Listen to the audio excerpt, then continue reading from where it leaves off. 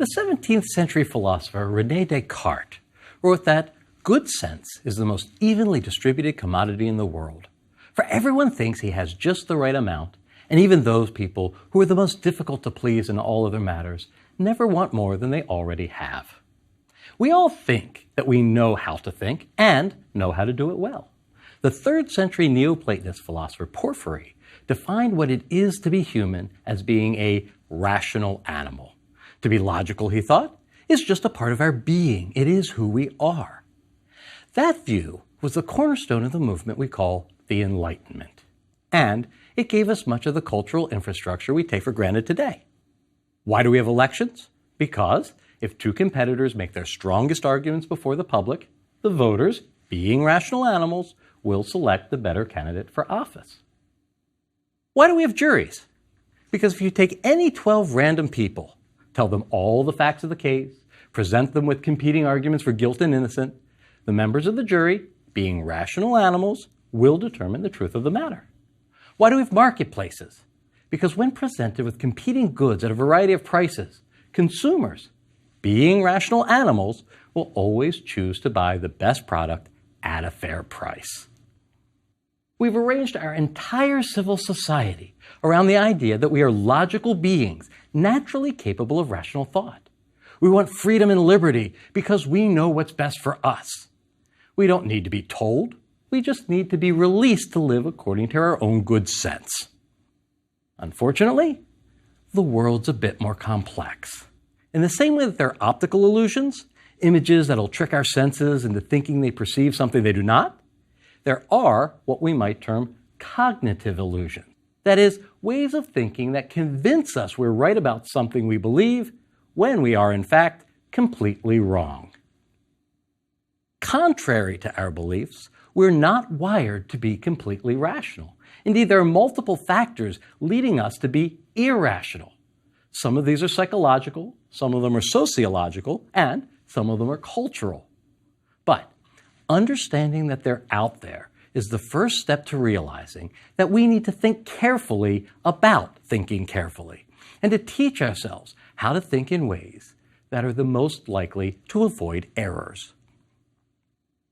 One of the more well-known examples of being led to irrational belief comes from psychologist Solomon Asch's experiments in the early 1950s on conformity. Asch was a professor at Swarthmore who ran a series of experiments. The subject of the experiment would sit at a table with several other people he was told were also participating in the experiment, but, unbeknownst to him, were really Confederates working with the experimenter. Now, it was explained that this was a study in perception and that they would be shown a series of charts with different length line segments labeled A, B, and C, and they just needed to say which one was the same length as a fourth line next to them. Simple enough task. The table was arranged so that the subject would answer last, after the others said aloud which line they thought was the same size as the comparison line. The first chart was shown, and all of the Confederates answered correctly, and so did the test subject. Same for the next chart. But then, on the third try, the Confederates all gave what was obviously the wrong answer. C was the same size as the comparison line, but they all said A. When it got to the test subject's turn, 12 out of 18 times in the original study, and it's been reconfirmed many times since, the test subject gave the wrong answer so as not to stick out. Not conforming with the group is something we fear, and we do things we know are wrong in order to get along with the majority. What Asch shows is interesting, that we'll act in such a way as to do something contrary to our reasonable beliefs. But the people who gave the wrong answer to fit in knew it was wrong, right? Well, that's where it gets interesting. Interviewed after the fact, most said, yeah, I knew it was wrong, but I didn't want to embarrass myself or mess up the researchers' data by being different. But then there were others who, more interestingly, said, because the task was so easy, and because the others answered so quickly and confidently, they started to doubt themselves. We can't all be right since we disagree. Since they all seem to agree with one another, I must be wrong. Asch's study was about what people would do, whether they would be willing to act in a way that they knew was wrong. But what came out was, in some cases, it wasn't just about their actions, but about their thoughts, about the way in which humans will change what we believe in order to fit in with those in our environment. This is what psychologist Irving Janis called groupthink. Groupthink occurs when we sacrifice our own critical capacities of thought in order to adopt a consensus belief. All other things being equal, we would not have come to hold this particular belief, but because we're in a group that believes it, we do too. It's not just that we act as if we believe it, we do believe it. Janis, Ash, and a couple generations of researchers following them have documented all sorts of factors that amplify or diminish groupthink. If those around you are unified in expressing the belief and do so passionately, you're more likely to get swept up in it. But if even one person expresses skepticism, you're more likely to be skeptical yourself. If there's a strong charismatic leader espousing the view, people are more likely to come to believe it. If there are rewards for believing or punishments for disbelieving, people will respond. Our beliefs are affected by the beliefs, actions, and personalities of those around us, even if they violate what we otherwise know to be good reasoning. Documenting this has become the task of social psychology. And these researchers have documented many ways that we naturally reason badly, what they call cognitive biases. Many cognitive biases have been discovered and replicated in multiple experiments. Some involve behaviors, effects like hyperbolic discounting, where we will irrationally choose less of a reward now instead of delaying gratification for more of a reward later, even if the greater reward is absolutely certain to be granted. Or there's what's come to be known as irrational escalation effect, where we'll judge an action less risky than we know it is because we've already invested in it. These are the throwing good money after bad instances where we've already put in so much time, money, or energy into something that we're unable to extricate ourselves from the situation even when we know full well that it would be the rational thing to do. So, Porphyry and the Enlightenment thinkers' view of humans as purely rational beings turns out not to be true. Our ultimate interest in cognitive biases involves the ways in which we are innately wired to acquire false beliefs. We know that we act contrary to what we know to be rational, but just as interesting, or even more so, are the ways in which we are regularly wrong about what is rational. Now, researchers Ralph Raber and Norbert Schwartz have shown that the font of a sentence will have a measurable effect on how likely we think it is true. The clearer the words are visually, the more stock we put in their truth. If it's easier to read, turns out it's easier to swallow. In the musical Fiddler on the Roof, Tevye sings "If I Were a Rich Man," in which he says that if he were wealthy, people would come to him constantly for advice on every conceivable topic, and notes that it won't make one bit of difference if I answer right or wrong. When you're rich, they think you really know. What's being referenced here is what psychologists call the halo effect. If someone is successful or has a virtue in one way, say the person is successful in business, then we'll take it as evidence that they're an authority in whatever they do or say. And it's not just in terms of successful actions.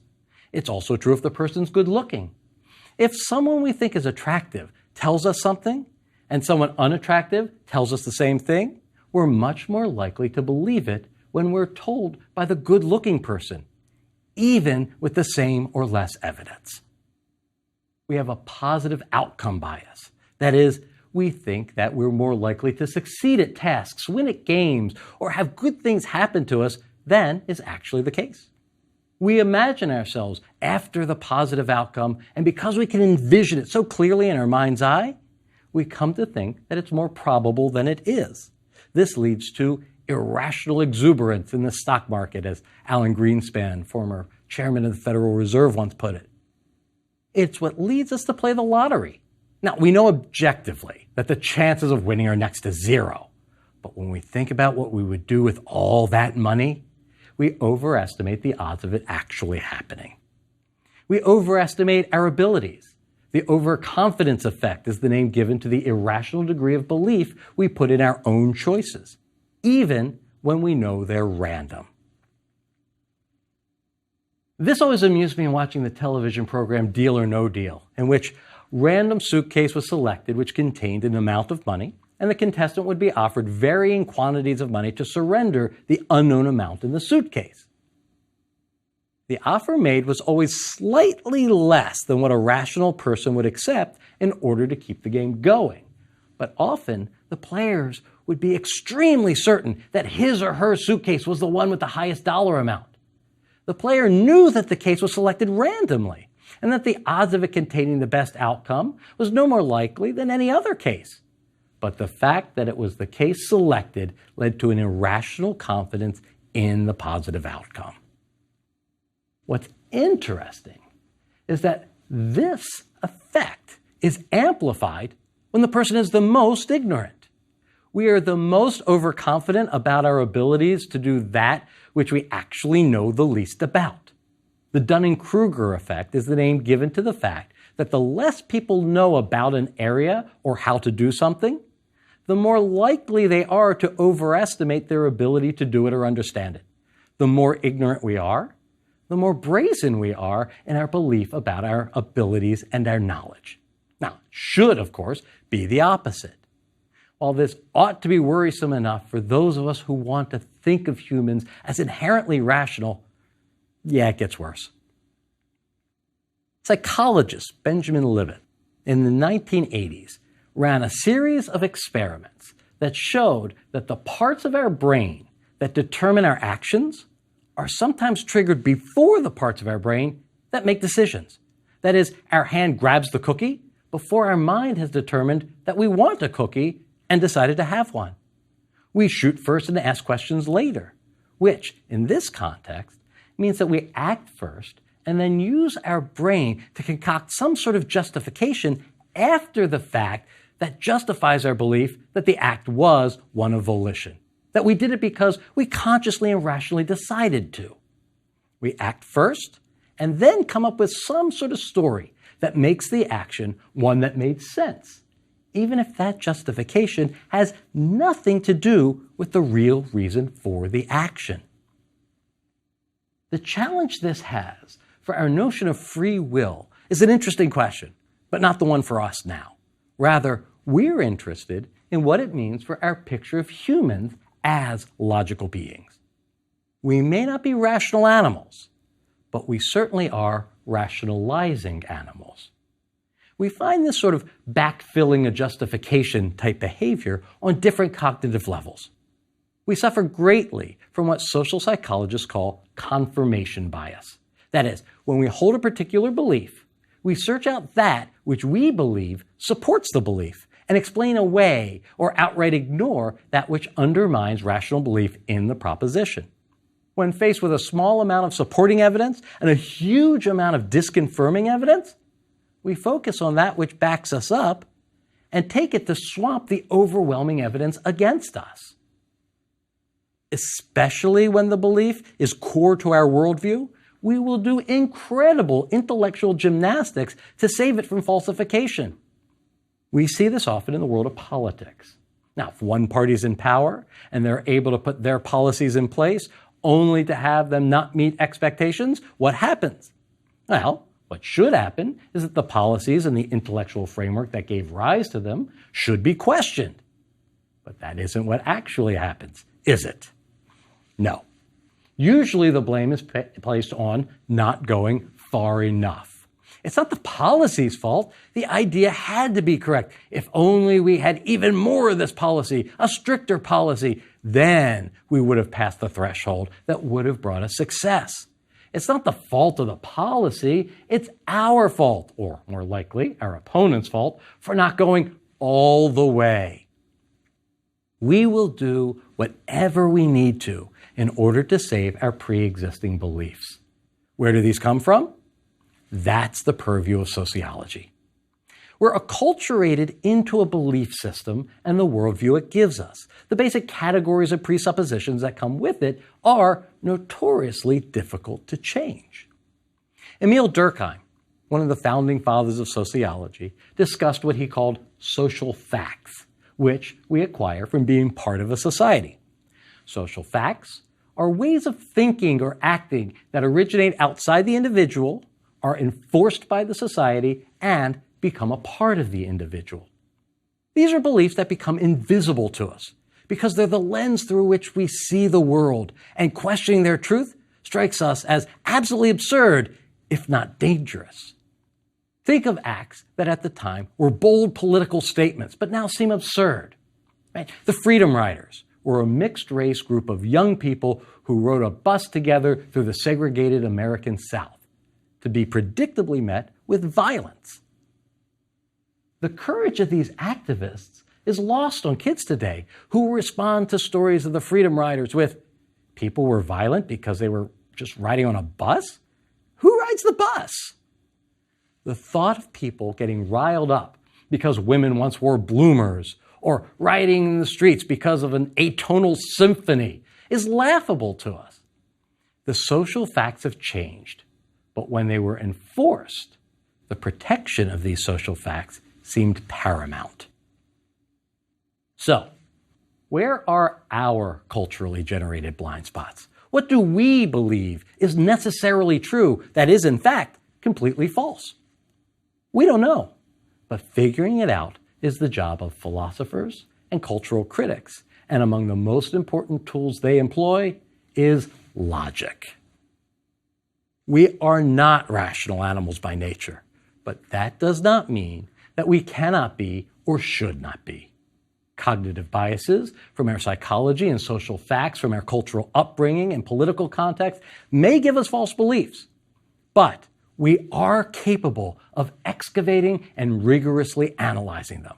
We can question what we believe, even our most deeply held beliefs, and objectively determine whether there are legitimate grounds for rational belief. For this, we need logic. It may turn out that there's a good reason to believe what we believe. In this case, our belief will be strengthened. If it turns out there's good reason to disbelieve it, then we will have saved ourselves from having a false belief, which could not only affect our other beliefs, but cause us to act in ways that have negative consequences for us and those around us. When we're aware of our psychological and cultural biases, we're able to step away from them and begin to think rationally. But it does not happen automatically. We may be aware of the sorts of cognitive biases that we've been discussing and still fall into them. Logical thinking is not an innate talent, but like riding a bike, it's a skill one can develop. It takes training and practice. You must see what makes some forms of reasoning effective at determining what's likely to be true and what makes other forms of reasoning likely to lead you into error, even though it seems attractive to us. And that is what this course is designed to do.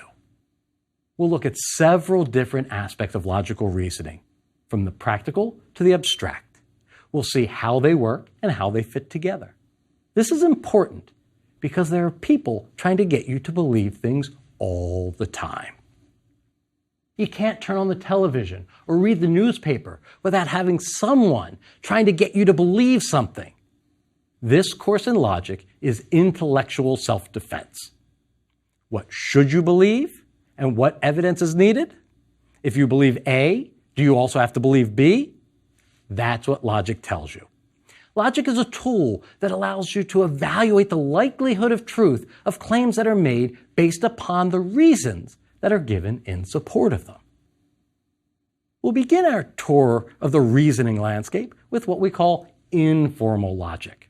It's not called that because it's less rigorous or less disciplined in its approach, but because it looks at the elements of reasoning not resulting from the form of the argument given.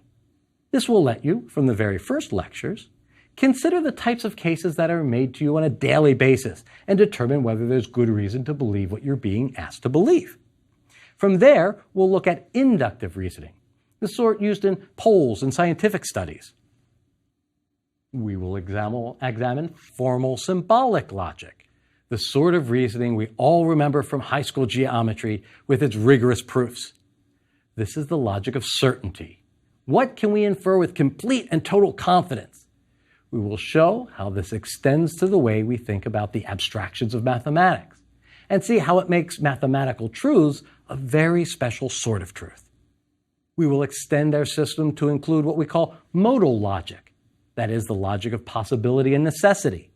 How do we know when something just happens to be true and when it absolutely must be true? We'll see how this extends to, perhaps, being able to come up with a logic for ethical matters. Finally, we'll look at current advances, like three-valued logical systems and fuzzy logic, which extend our ability to reason by denying what seems like the basis of all logic, that sentences must be either true or false. Through this course, you'll come to understand basic concepts that can be applied to questions of daily life and see how those approaches give rise to interesting philosophical questions of their own. It's a mix of the applied and pragmatic with the abstract and conceptual. What this course will not do is turn you into something like the character Mr. Spock from the old Star Trek series. Logic is a tool. Becoming proficient with the tool does not in any way mean that one should not experience emotions, that one should discount intuitions, or that one should not fall in love. It's a false dichotomy to distinguish between the human being as one capable of reasoning objectively and the human being as a passionate being who feels emotion. The two are both parts of a well-lived human life. They are not mutually exclusive. But there is one warning I should give you. I think of courses like this as akin to classes in self-defense. When one trains in the martial arts, you're told that these skills are for protection, not for aggression. The same goes for logic. As one goes through life in this modern world, there are people trying to convince you of things everywhere. From advertisers trying to separate you from your money, to politicians trying to sway your vote, to friends who want you to agree with them. Your belief structure is constantly under attack. Now, this is not to say that all of these people are malicious, but certainly not all of them are giving you good reason to believe that they're trying to convince you of. You do need to be able to protect yourself logically. Now, that being said, the skills and knowledge that come with learning logic also need to be used responsibly. There are two dangers that come from understanding logic. First, when you learn how people can be led into false belief by use of particular linguistic tricks, do not use these to your advantage. As a philosopher, let me implore you to respect the search for truth. Secondly, once you learn to spot flawed reasoning, you will begin to find it everywhere. What used to sound reasonable and convincing will suddenly pop out at you in all of its egregiously wrong-headedness. Use this for self-defense. I once had an adult evening school student come up to me halfway through a logic class I was teaching and tell me that if she had taken this course years ago, her ex-husband would not have been able to get away with half of what he did. But you must still be humane as you are logical. If your friend Sally has been left by her longtime partner and sits with you sobbing, she may say things like, "Well, I was going to leave him anyway. I never really loved him." Don't point out the logical flaws in Sally's utterances. Put your arm around her, comfort her. Now, in your mind, you can analyze what she's saying, but just because you know it doesn't mean you don't have to say it. Logic can help you avoid being taken advantage of, but it also can lead to your acting like a jerk. What we will be learning here is powerful. You must be responsible. Logic is a skill that can be used to make better decisions and to ask better questions. What are those questions? And what do you need to do to acquire this skill? That's where this course will take us.